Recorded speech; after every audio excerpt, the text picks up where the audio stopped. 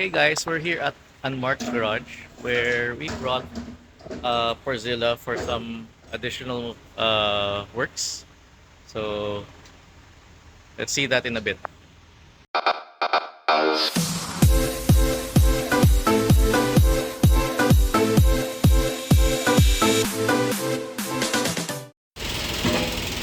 So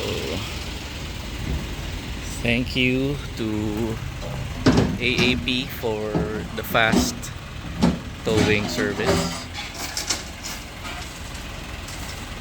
We'll be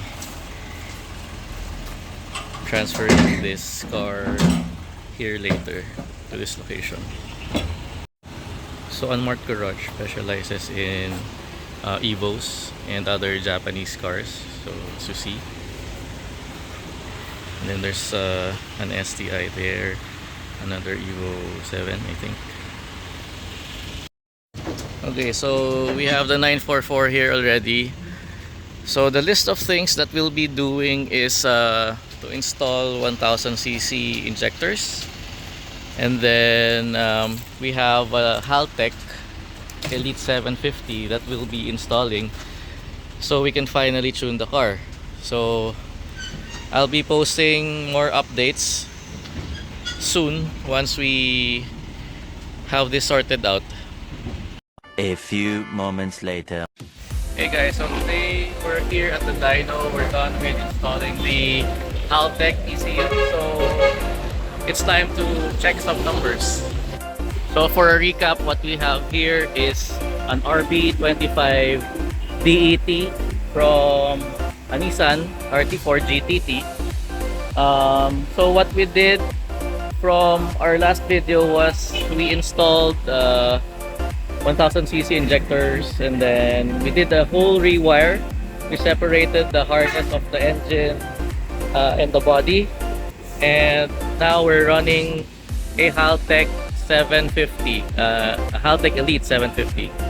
So now it's time to test the numbers.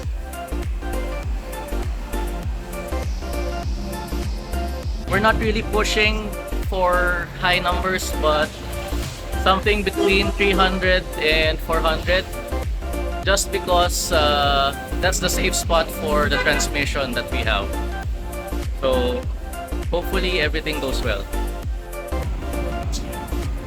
That's Chino, the mighty tuner, connected to the Haltech somewhere here.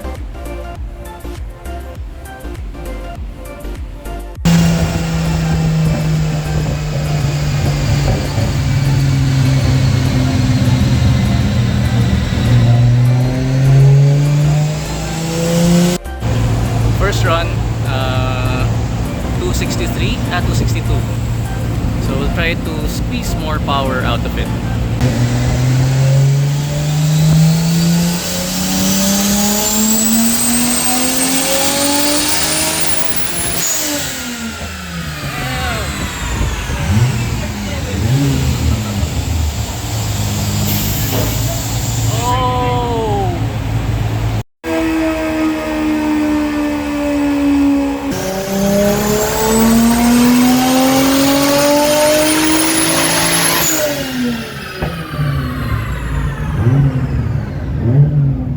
Let's see the outcome. We optimized the tune to 15 psi conservative, and it is 353 rear wheel horsepower.